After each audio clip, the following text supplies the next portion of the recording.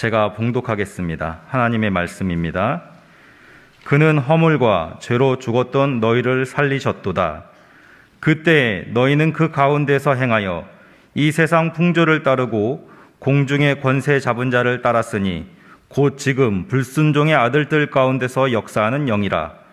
전에는 우리도 다 그 가운데서 우리 육체의 욕심을 따라 지내며 육체와 마음에 원하는 것을 하여 다른 이들과 같이 본질상 진노의 자녀이었더니. 아멘. 감사합니다. 자, 우리 같이 한번 인사 좀 나누실까요? 우리 앞뒤 좌우에 계신 분들, 그리고 또 가정에서 스크린으로 온라인 예배 드리시는 분들 인사하겠습니다. 반갑습니다. 잘 오셨습니다. 우리 주 예수 그리스도의 은혜와 평강이 함께 하시기 바랍니다. 네. 여러분, 오늘이 역사적으로 몇 년, 몇 월, 며칠이죠? 정확히 답해 보시기 바랍니다. 네? 다시요? 네, 2022년 5월 1일. 네, 제가 정확히 좀 말씀해 보시라고 그랬어요. 정확히 하면요, 주후 2022년 5월 1일입니다. 이처럼 이 세상의 역사는요, 우리 예수님의 탄생을 기점으로 해서 주 전과 주 후로 이렇게 나뉩니다.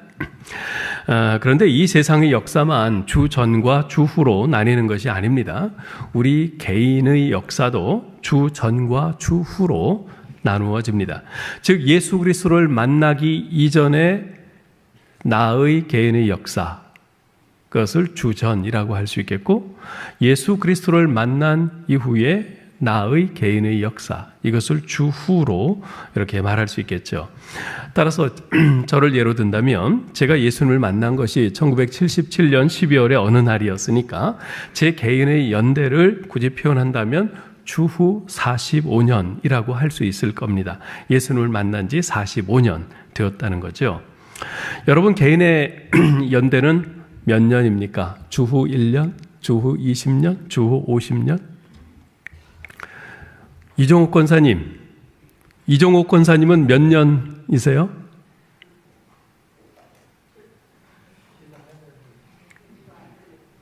네? 이종옥 권사님, 예. 아니, 예수님을 만나신 지 몇 년 되셨냐고요?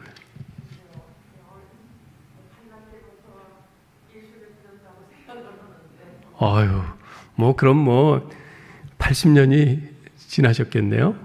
예, 주후 80년으로 하죠. 우리 강서구 집사님은 몇 년 되셨어요? 예, 35년. 주님을 만난 지 35년. 주후 35년. 그죠? 예. 우리가 예수님을 만난 지 이 가운데는 어쩌면 이제 1년, 채 안 되신 분들도 있을 것이고요. 또 어떤 분은 30년, 50년, 80년 이렇게 되신 분들 있는데요. 사실 그것은 아무 상관이 없습니다. 중요한 것은 예수 그리스도를 개인적으로, 인격적으로 만났느냐 하는 것입니다. 왜냐하면 그것은 우리의 생명과 직결된 문제이기 때문에 그렇습니다. 사실 이 세상 역사에서 주 전과 주 후는 상징적인 차이만 있을 뿐입니다. 주전 1년의 세상과 주후 1년의 세상은 거의 차이가 없습니다. 그 당시의 사회도 문화도 그 당시의 왕도 사람도 거의 다 똑같습니다. 작년과 올해 그렇게 달라진 거 별로 없잖아요. 그죠? 마찬가지예요. 그러나 우리 개인의 역사에 있어서 주 전과 주 후는 전혀 다릅니다. 이것은 단순히 상징적인 차이가 아닙니다. 죽었느냐 살았느냐의 차이입니다. 즉 우리 존재의 가장 근본적이며 결정적인 차이죠. 에베소서 2장이 바로 그것을 보여주고 있습니다. 여러분, 2장의 첫머리는요, 우리말 성경에는 나와 있지 않지만 그리고라는 그 단어로 시작하고 있습니다. 이것은 2장이 앞의 1장과 내용상 연속선상에 있다는 것을 말해주는 거죠. 앞서 1장 19절에서 사도 바울은 하나님께서 믿는 우리에게 베푸신 능력의 지극히 크심이 어떠한 것을 너희에게 알게 하시기를 구하노라 라고 간구했습니다. 하나님께서 믿는 우리에게 베푸신 지극히 큰 능력, 그것이 무엇입니까? 자, 1장 19절에서 이렇게 말씀한 후에 이어지는 20절부터 23절까지에서는 그 하나님께서 그리스도 안에서 그 능력으로 죽은 자 가운데서 그리스도를 일으키시고 모든 만물의 주권자로 세우시고 교회의 머리로 세우셨다고 이렇게 이야기를 합니다. 자, 그런데 그 20절로 23절 그 하나님의 능력이 그리스도를 죽은 자 가운데서 부활케 하시고 모든 만물의 으뜸으로 또 교회의 머리로 세우셨다는 그 내용을 괄호로 살짝 묶어서 떼어놓으면 1장 19절은 오늘 본문인 2장 1절로 이어지면서 그 내용이 자연스럽게 연결됩니다. 즉 하나님께서 믿는 우리에게 베푸신 지극히 큰 능력이란 과거 예수 믿기 이전에 이러이러한 존재였던 우리를 현재의 이러이러한 존재로 180도 완전히 새롭게 변화시켜 주신 능력이라는 거죠. 그 말씀을 하고 있는 겁니다. 자, 그러면 과거 예수 믿기 이전에 우리의 존재는 어떠했습니까? 오늘 본문인 2장 1절로 3절에서는 그것을 세 가지 모습으로 표현하고 있습니다. 첫째, 허물과 죄로 죽었던 존재라는 겁니다. 우리 1절을 읽어보죠. 그는 허물과 죄로 죽었던 너희를 살리셨도다. 여러분 오늘 본문을 이 표현을 잘 눈여겨보시기 바랍니다. 허물과 죄로 죽을 수밖에 없는 너희를 그러지 않았어요? 허물과 죄로 죽었던 너희를 이렇게 말합니다. 여러분과 저는 허물과 죄로 다 죽었던 존재라는 겁니다. 자, 그럼 좀 이상하죠? 우리가 언제 죽었었습니까? 우린 태어난 이후로 이제까지 한 번도 죽은 적 없잖아요. 그죠? 아니, 난 죽은 적 없는데? 근데 왜 죽었다고 말하지? 여러분, 이것은 영적인 죽음을 의미합니다. 예수를 만나기 이전, 그 예수 믿기 이전에 우리의 상태는 영적으로 죽어있던 존재라는 겁니다. 여러분 이게 무슨 뜻일까요? 자, 여러분 죽음이 뭐라고 생각하세요? 성경에서 죽음이라고 할 때 가장 핵심적인 의미는 바로 분리에 있습니다. 즉 생명으로부터 끊어지는 것, 분리되는 것, 이것이 죽음입니다. 우리가 보통 생각하는 죽음은 육체적인 죽음인데요, 이것은 우리의 육체가 생명으로부터 끊어지는 것입니다. 그러나 성경은 영적인 죽음도 있다고 말을 합니다. 영적인 죽음이 뭘까요? 영적인 죽음이란 우리의 영혼이 생명이신 하나님으로부터 분리되는 것, 생명이신 하나님으로부터 끊어지는 것, 이것이 바로 영적인 죽음입니다. 하나님이 없기에 생명이 없고 생명이 없기에 죽은 것입니다. 우리 인간과 다른 모든 피조물들 간의 그 가장 근본적인 차이점이 어디에 있는지 아십니까? 우리 인간에게는 영혼이 있는 반면 다른 피조물들에게는 영혼이 없다는 겁니다. 이것을 창세기 2장 7절에서는 이렇게 말씀하고 있어요. 여호와 하나님이 땅에 흙으로 사람을 지으시고 생기를 그 코에 불어넣으시니 사람이 생명이 된지라. 하나님께서 전지 창조를 만물을 창조하시면서 그 코에 생기를 불어넣으신 존재는 우리 인간밖에 없습니다. 이처럼 우리 인간은 처음부터 이 영혼이라는 끈으로 하나님께 연결되어 있는 존재였습니다. 자, 그런데 하나님께서 그 첫사람 아담에게 이런 말씀을 하셨죠. 창세기 2장 16절 17절 여호와 하나님이 그 사람에게 명하여 이르시되 동산 각종 나무의 열매는 내가 임으로 먹되 선악을 알게 하는 나무의 실과는 먹지 말라. 내가 먹는 날에는 정령 죽으리라. 내가 먹는 날에는 정령 죽으리라. 자, 그런데 아담과 하와가 어떻게 했나요? 하나님의 말씀에 불순종하고 선악과를 따먹었죠. 그런데 먹자마자 어떻게 됐어요? 그 먹은 그날 정령 죽었습니까? 안 죽었죠. 그 이후로도 뭐 한 900년 이렇게 넘게 살았어요. 자, 그럼 이게 어떻게 된 걸까요? 하나님께서는 분명히 말씀하시기를 내가 먹는 날에 정령 죽으리라 그러셨는데 안 죽고 오래오래 장수했단 말이에요. 하나님의 말씀이 틀린 건가요? 아니에요. 이것은 그들이 말씀에 불순종해서 그 열매를 따먹는 순간 그들의 영혼이 이미 생명이신 하나님으로부터 끊어진 것을 말해줍니다. 즉 그들은 영적으로 죽은 거죠. 영적인 죽은 거예요. 물론 나중에는 육체적인 죽음도 왔지요. 자, 이것을 상징적으로 보여주는 사건이 뭡니까? 바로 그들이 에덴 동산에서 추방된 사건입니다. 범죄하기 전 그들은 에덴 동산에서 하나님과 함께 거닐고 하나님과 대화하고 하나님과 교제하면서 풍성한 생명을 누리며 살았습니다. 그렇듯 생명으로 가득 찬 에덴 동산에서 추방되었다고 하는 것은 비록 그들이 여전히 코로 호흡하며 그렇게 살고는 있지만 영적으로는 죽은 상태임을 웅변적으로 보여주는 것입니다. 하나님으로부터 끊어진 것이죠. 그리고 생명이신 하나님으로부터 끊어진 그 증상들이 여기저기서 나타나기 시작했습니다. 어떤 증상입니까? 하나님을 피합니다. 숨어요. 그리고 자기를 방어하기 위해서 변명을 늘어놓습니다. 죄에 대한 책임을 상대방에게 전가합니다. 그들의 자식 때에 와서는 그 증상이 더욱 심화됩니다. 어떻게 해요? 서로 시기합니다. 미워합니다. 그리고 마침내 서로 죽이기까지 하지요. 이것은 모두 사람의 영혼이 생명이신 하나님으로부터 끊어진 영적 죽음의 증상들, 현상들인 것입니다. 자, 그런데 1절에서는 우리 인간에게 영적인 죽음이 임한 원인이 뭐라고 말씀합니까?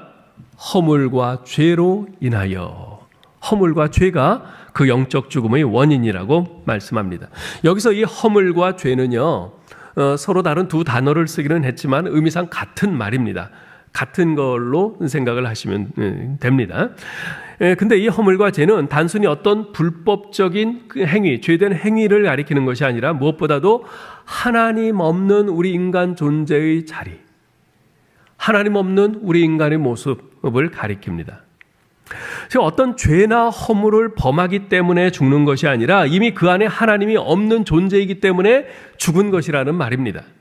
거짓말을 하기 때문에 거짓말쟁이가 되는 것이 아니라 이미 거짓말쟁이이기 때문에 거짓말을 하는 것입니다. 도둑질을 하기 때문에 도둑이 되는 것이 아니라 이미 도둑이기 때문에 도둑질을 하는 것입니다. 죄된 행위를 해서 죄인이 되는 것이 아니라 이미 죄인이기 때문에 죄악된 행위를 하는 것이죠.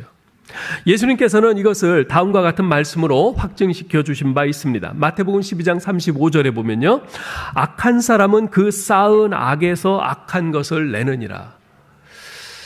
저 사람 왜 저렇게 악한 행동을 하지? 그 안에 이 악한 것이 쌓여 있는 것이에요. 그래서 나오는 것이 그것이 나오는 겁니다. 마태복음 15장 18절 19절에서도 말씀합니다. 입에서 나오는 것들은 마음에서 나오나니 이것이야말로 사람을 더럽게 하느니라. 마음에서 나오는 것은 악한 생각과 살인과 간음과 음란과 도둑질과 거짓 증언과 비방이니라. 네. 이 마음에 쌓여 있는 것이 나오는 겁니다. 우리 마음은 영혼의 좌소라고 하는데요. 우리 존재가 타락되어서 그렇게 죄로 더럽혀져 있고 오염되어 있기 때문에 거기서 나올 수 있는 생각과 언행이 바로 그런 것일 수밖에 없는 거죠. 자, 이처럼 이 허물과 죄는 지금 같은 의미로 생각하시면 된다고 그랬는데요. 그래도 허물과 죄를 구태여 구분을 한다면 이렇게 말할 수 있습니다. 이 허물은 헬라어로 파라프토마라고 하는데요. 이것은 잘못된 방향으로 간다는 뜻이에요. 잘못된 방향으로 간다. 잘못된 방향으로 가는 거예요. 즉 해서는 안 될 일들을 행한 죄라고 할 수 있겠어요. 그 다음에 나오는 죄, 이 하마르티아라고 하는 것은 뭐 여러분 많이 들어서 아실 텐데요. 내가 맞추어야 할 관역을 못 맞춘 거예요. 맞추어야 할 관역을 못 맞춘 거예요. 즉 해야 할 것을 하지 않은 죄인 거죠. 우리 죄가 그렇잖아요. 해서는 안 될 일을 행한 죄가 있는가 하면 해야 될 일을 하지 않은 죄도 있단 말이죠. 이것을 통틀어서 이야기한 것입니다. 여러분, 우리가 구약 성경에 보면 하나님의 우리에게 주신 그 율법, 많은 법들이 있지 않습니까? 그 하나님의 법은 두 가지로 나눌 수가 있어요. 하나는 뭐뭐뭐 하라 하는 것이고요. 다른 하나는 하지 말라 하는 것이에요. 하나님께서는 다른 사람을 미워하지 말라고 하셨습니다. 따라서 남을 미워하는 것은 죄죠. 그러나 하나님께서는요, 좀 더 적극적인 행동을 촉구하세요. 너희는 서로 사랑하라. 미워하지 않을 뿐만 아니라 서로 사랑하라. 그래서요. 따라서 서로 사랑하지 않는 것 또한 죄인 것입니다. 하나님께서는 남의 것을 탐내지 말라고 하셨어요. 따라서 남의 것을 탐내는 것은 죄입니다. 그런데 하나님께서는 좀 더 적극적인 행동을 요구하십니다. 너희는 고아와 과부를 그 환난 중에서 돌아보라. 따라서 어려운 이웃을 돌아보지 않는 것, 그것 또한 죄인 것이죠. 어떤 분들은요, 교회 나가면 뭐 그렇게 하지 말라는 것이 많은지 그것 때문에 귀찮아서 부담돼서 못 나가겠다, 이렇게 하는 분들이 있습니다. 맞는 말이에요. 우리가 예수 믿고 하나님의 자녀가 되면요, 그때부터는 해서는 안 될 일들이 막 눈에 띄기 시작합니다. 예수 믿기 이전에는 아무렇지 않게 뭐 술, 담배하고 그랬는데 예수 믿고 난 후에는 괜히 눈치가 보여요. 전에는 별 생각 없이 그때그때 필요에 의해서 거짓말도 했는데 이제는 거짓말을 할 때면 밑에서부터 죄의식이 슬그머니 고개를 쳐들고 올라옵니다. 우리 젊은 사람들, 전에는 인터넷에서 뭐 이상야릇한 것을 볼 때 그저 즐겁기만 했고 친구들과 그런 얘기를 해도 뭐 아무렇지 않았는데 이제는 그런 것을 몰라치면 왠지 죄책감이 밀려오고요, 친구들과 그런 이야기를 하는 것이 부끄러워집니다. 이렇듯 예수 믿고 난 후에는 해서는 안 될 일들이 너무나도 분명해집니다. 그래서 그런 일들을 하려고 하면 내 안에서 아주 치열한 영적 갈등이 일어나죠. 고민이 됩니다. 괴로워져요. 그러면서 하나님의 도우심과 자신의 믿음의 결단과 순종으로 조금씩 그 일들에서 빠져나오게 되고 종국에는 완전히 해방되는 것이죠. 뿐만 아니라 예수 믿고 나면 예전에는 안중에도 없던 일들이 내가 해야만 한다는 그런 부담으로 다가오기 시작합니다. 예를 들면 섬김, 봉사, 희생, 헌신, 전도, 이런 것들이죠. 전에는 이런 말들을 들으면 나와는 뭐 전혀 상관없는 듯 한 귀로 듣고 한 귀로 흘려버렸던 말들인데 이제는 더 이상 예사롭지 않게 다가옵니다. 마음속에 거룩한 부담이 생기는 거죠. 우리 영혼의 끈이 생명이신 하나님과 다시 연결되었기에 그분의 마음이 우리에게 전달되어 오는 것이기 때문에 그렇습니다. 사랑하는 성도 여러분, 나는 예수 믿기 전에는 허물과 죄로 죽었던 존재였지, 이 사실을 절대 잊지 마시기 바랍니다. 구원의 감격은요, 이 사실을 기억하는 데서부터 시작됩니다. 두 번째, 예수 믿기 전에 우리는 또 어떤 존재였는가? 이 세상의 풍조와 공중의 권세 잡은 자를 따르던 존재였습니다. 2절을 읽어볼까요? 그때 너희는 그 가운데서 행하여 이 세상 풍조를 따르고 공중의 권세 잡은 자를 따랐으니 곧 지금 불순종의 아들들 가운데서 역사하는 영이라. 하나님을 떠나 영적으로 죽은 자들의 특징은 먼저 이 세상의 풍조를 따라 살아간다는 것입니다. 이 세상의 풍조를 따라간다. 이 말은요, 이 세상의 가치관과 삶의 방식을 따라 살아간다는 의미입니다. 그들에게 중요한 것은 사랑, 정의, 진리, 도덕 이런 것이 아닙니다. 물론 그들도 그런 것을 이야기하고 실제로 행하기도 합니다. 그러나 부차적이고 제한적인 의미에서만 그렇게 할 뿐입니다. 그들에게 보다 중요한 것은 이 세상의 원리요 가치관입니다. 이 세상의 원리가 뭡니까? 돈과 힘입니다. 선진국과 후진국을 나누는 기준도 돈과 힘이고요, 성공과 실패의 기준도 돈과 힘입니다. 심지어 사람의 가치를 판단하는 기준도 돈과 힘입니다. 그래서 대다수의 사람들은 이것을 손에 움켜쥐려고 안간힘을 쓰죠. 이것이 바로 우리가 살고 있는 이 세상의 모습입니다. 여러분이 이 세상을 살아가는 삶의 원리는 무엇입니까? 여러분은 어떤 기준으로 살고 있습니까? 혹시 이 세상 풍조를 따라 돈과 힘을 여러분의 삶의 원리, 여러분의 삶의 기준으로 삼고 살아가고 있지는 않습니까? 그래서는 안 되죠. 우리는 그리스도인인데 그래서는 안 되죠. 하나님을 떠나 영적으로 죽은 자들의 또 다른 특징은 이 세상 풍조를 따라 살 뿐만 아니라 공중의 권세 잡은 자, 즉 사탄을 따르는 삶을 산다는 것입니다. 사탄을 따른다는 것은 사탄의 종노릇하며 산다는 뜻입니다. 하나님을 떠난 죄인들은요, 사탄의 종노릇하며 살 수밖에 없습니다. 하나님을 떠나서 이젠 난 자유다, 천만에요. 하나님을 떠나서 자유한 것이 아니라 하나님을 떠나면 그 즉시로 사탄의 사탄은 노예가 돼서 사는 겁니다. 결코 자유가 아닙니다. 자, 그런데 이 사탄은 어떤 존재입니까? 불순종의 아들들 가운데서 역사하는 영이라고 합니다. 불순종의 아들들이 누굴까요? 하나님을 떠나 하나님께 불순종하는 삶을 살아가는 사람들, 즉 영적으로 죽은 사람들을 의미합니다. 예수 믿기 이전에 우리가 모두 다 그런 불순종의 아들들이었죠. 사탄은 이런 자들을 모아서 하나님을 대적하는 세력을 만들고 하나님을 대적합니다. 그러나 사탄은요, 단지 불순종의 아들들, 즉 영적으로 죽은 자들 가운데서만 역사하지는 않습니다. 우리 믿는 사람들 가운데서도 역사합니다. 그래서 베드로전서 5장 8절 9절에서 이렇게 말씀했죠. 근신하라, 깨어라, 너희 대적 마귀가 우는 사자같이 두루다니며 삼킬 자를 찾나니 너희는 믿음을 굳건하게 하며 그를 대적하라. 믿음을 굳건하게 하여 그를 대적하라. 여러분, 사탄의 목표가 뭔지 아세요? 사탄의 목표는요, 예수 믿고 하나님의 자녀된 우리들을 넘어지게 하고 우리로 하여금 끊임없이 하나님을 의심하게 하고 그래서 하나님에게서 등 돌리고 떨어져 나가게 하는 것입니다. 특별히 사탄은 그렇게 하기 위해서 우리의 외적 환경이나 상황을 잘 이용합니다. 사탄이 특히 잘 사용하는 것이 바로 고난이라는 상황입니다. 그 대표적인 예가 바로 욥 아니겠어요? 사탄은 욥이 너무나도 신실하게 하나님을 사랑하고 섬기니까 무척 배가 아팠어요. 그래서 하나님께 도전합니다. 하나님, 과연 욥이 고난을 당해도 그렇게 하나님을 사랑하고 섬길까요? 하나님이 욥을 형통하게 하시고 축복하시니까 그렇게 하나님을 사랑하고 섬기는 것 아니겠어요? 그러면서 하나님께 도전을 하고 욥을 시험합니다. 욥의 모든 재산이 다 강탈당하죠. 욥의 10 자녀들이 한날 한꺼번에 죽습니다. 온몸에 악창이 생깁니다. 아내는 횟가닥 돌아가지고 막 저주를 퍼붓습니다. 사탄은 그런 고난의 상황을 이용해서 욥을 무너뜨리려고 합니다. 그래서 욥의 귓가에 속삭이죠. 자, 봐라. 이래도 하나님이 너를 사랑한다고 생각해? 하나님이 너를 사랑한다면 어떻게 네게 이럴 수 있니? 하나님은 더 이상 너를 사랑하지 않아. 그렇게 속삭여요. 사탄은 우리에게도 똑같이 접근합니다. 직장 문제로 오랫동안 기도해 왔는데, 열심히 새벽마다 나와서 기도했는데 아무런 응답이 없습니다. 교회에 오다가 교통사고를 당합니다. 교회 봉사 열심히 하면서 주님을 헌신적으로 섬겼는데 어느 날 덜컥 암이라는 진단을 받습니다.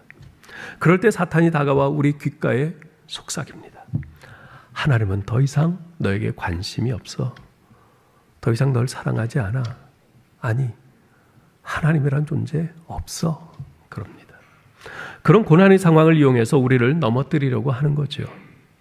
제가 미국 필라델피아에 있을 때 제가 섬기던 교회 인근에 다른 교회에서 있었던 일입니다. 어느 겨울날 아직 미혼인 한 자매가 새벽 기도회를 마치고 돌아가다가 눈길에 미끄러진 차에 치여서 죽었어요. 그때 일부 사람들은 그 사건을 두고 거봐, 교회 다녀도 아무 소용없다니까?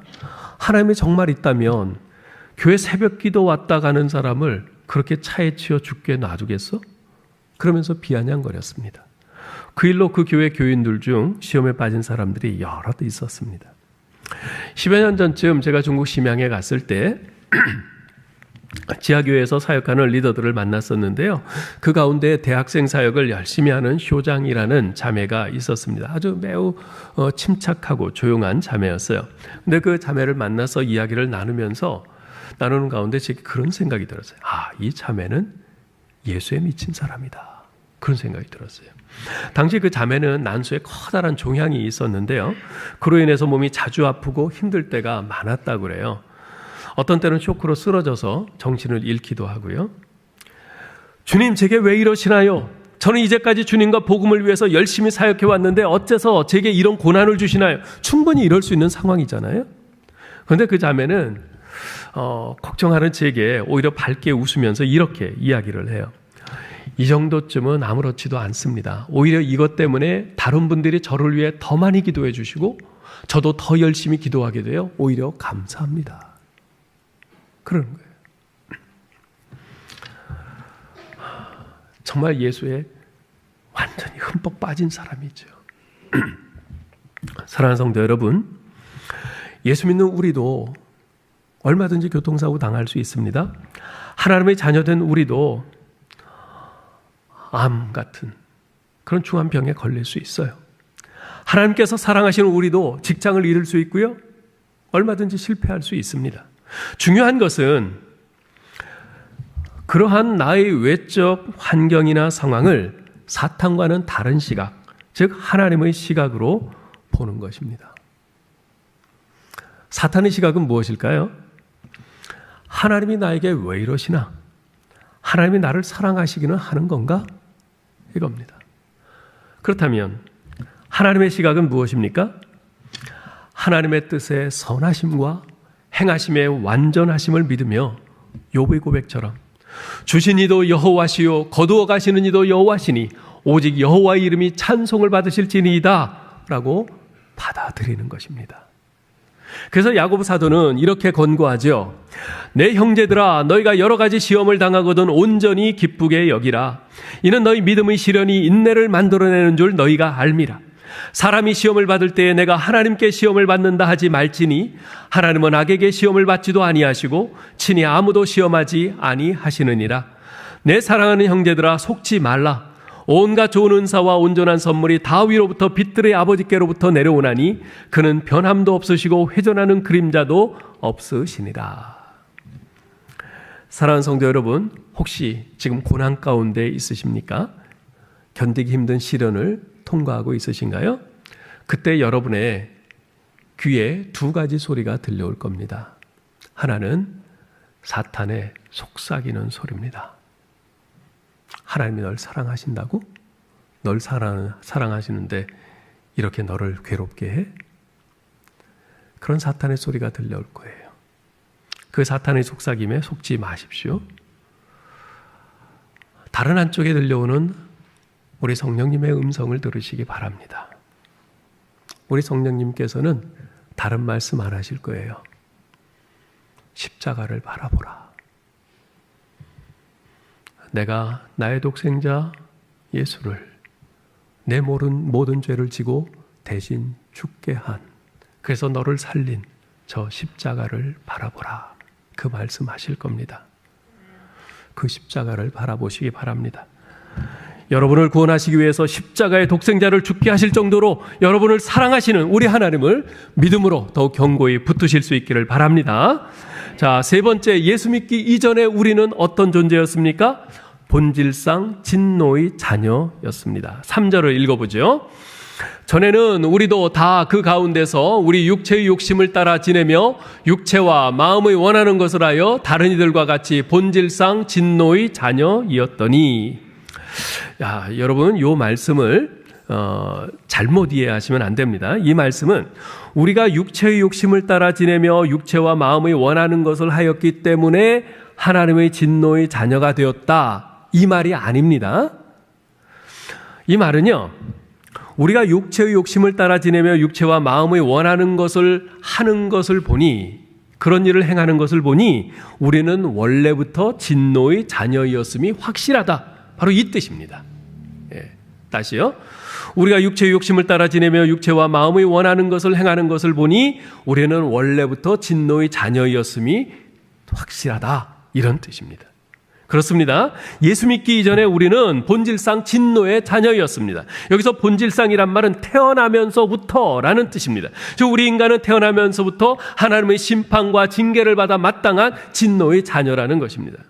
여기 육체라는 말은요, 뼈와 살로 이루어진 우리의 몸, 바디를 의미하는 말이 아닙니다. 이것은 우리의 타락한 본성을 의미합니다. 따라서 육체의 욕심을 따라 살았다는 말은 허물과 죄로 죽었던 시절, 즉 예수 믿기 이전에 우리는 타락한 본성을 만족시키기 위한 그런 삶을 살았다는 뜻입니다. 한편 마음에 원하는 것을 하였다 그랬는데요, 이 말은 기분 내키는 대로, 나 하고 싶은 대로, 내 원하는 대로, 내 욕심대로 살았다는 뜻입니다.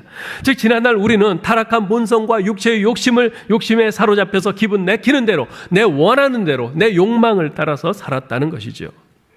종종 보면 마음은 원이로되 육신이 약하도다 라고 하신 주님의 말씀을 인용하면서 자신의 그 죄를 합리화하려는 사람들이 있습니다.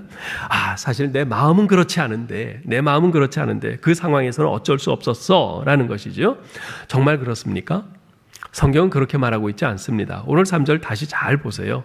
육체가 원하는 것만 따랐다고 말씀하지 않습니다. 그들은 마음까지도 완전히 빼앗겨서 육체의 욕심을 따라 마음대로, 기분 내키는 대로 살았다고 말씀합니다. 여러분, 우리 육체와 마음은요, 결코 분리될 수 없습니다. 인간은 마음을 빼앗기면 행동으로 옮기게 되어 있습니다. 그러니까 육체가 먼저가 아니라 마음이 먼저인 것이죠. 그래서 잠언 4장 23절은 우리에게 이렇게 권면합니다.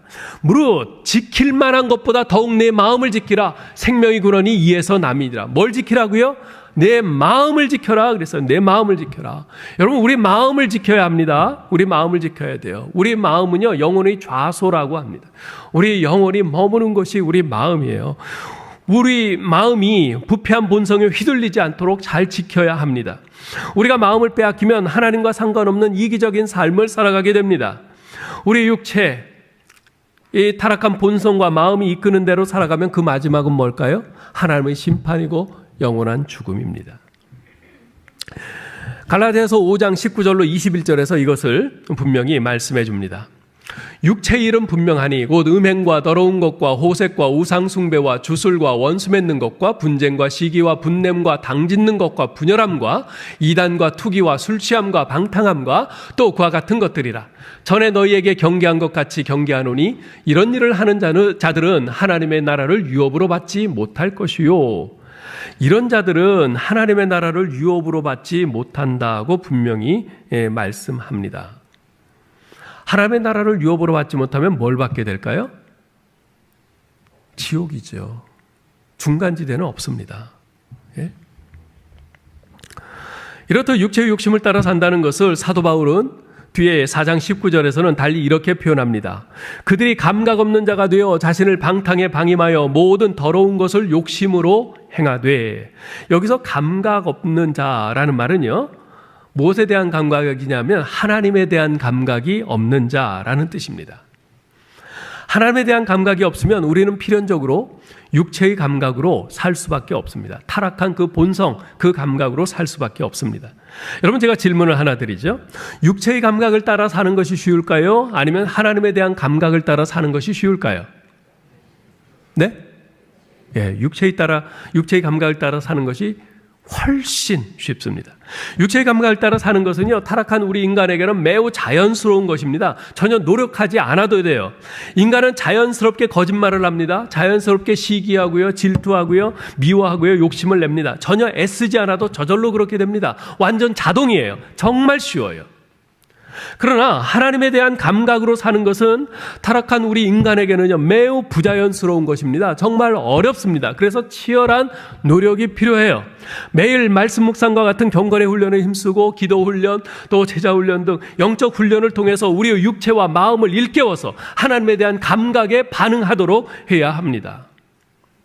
특별히 하나님에 대한 감각을 깨우기 위해서는요, 하나님의 말씀과 친해져야 합니다. 왜냐하면 하나님의 말씀은 살아있는 하나님의 음성으로서 하나님에 대한 우리의 감각을 깨우기 때문에 그렇습니다. 히브리서 4장 12절에서 이렇게 말씀하죠. 하나님의 말씀은 살아있고 활력이 있어 좌우의 날선 어떤 검보다도 예리하여 혼과 영과 및 관절과 골수를 찔러 쪼개기까지 하며 또 마음의 생각과 뜻을 판단하나니. 하나님의 말씀은 죽은 문자가 아닙니다. 살아있습니다. 활력이 있어요. 이 활력이 있다는 말은 그 에너지가 넘친다는 말입니다.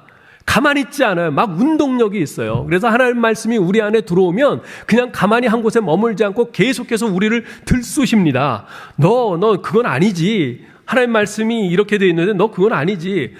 그렇게 해서 되겠니? 계속해서 우리를 하나님 말씀이 들쑤십니다. 그래서 좌우의 날선 어떤 검보다도 예리하여 우리의 혼과 영과 관절과 골수를 찔러 쪼개기까지 하고 우리 마음의 생각과 뜻을 판단합니다. 우리로 하여금 바른 것을 생각하게 만듭니다. 올바른 판단을 갖게 해줘요. 그러므로 여러분 정말 하나님에 대한 감각이 깨어있는 그런 삶을 살고 싶으십니까? 그렇다면 하나님의 말씀과 친해지기 위해서 적극적으로 더 힘쓰시기를 바랍니다. 여러분, 이번 주에 에베소서 매일 한 장씩 읽으셨나요? 제가 한 2주 강조를 안 했더니 이제 끝났나 보다. 여러분, 에베소서 성경 암송 지금 하고 계십니까? 7월 3일 멀지 않았어요. 곧 다가옵니다. 곧 다가와요. 부지런히 하셔야 돼요. 예? 에베소서 성경 쓰기는 어떻게 하셨습니까? 제가 보니까 이미 쓰신 분들도 꽤 있으시더라고요. 오늘 아침에 우리 어떤 성도분이 우리 부목사님을 통해서 저에게 필사노트 쓰신 것을 주셨어요. 그분은 연세가 80이 되신 노인 어르신이신데 이렇게 다 써갖고 오신 거예요. 제가 이렇게 쭉 봤어요.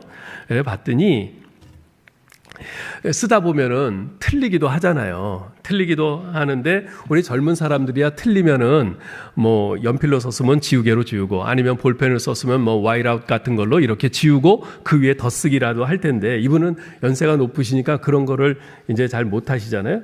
이분이 어떻게 하셨냐면 종이를 찢어서 거기에 붙여가지고 새로 쓰셨어요. 그런데 연세가 높으시니까 쓰시다 보면 틀리는 게 많잖아요.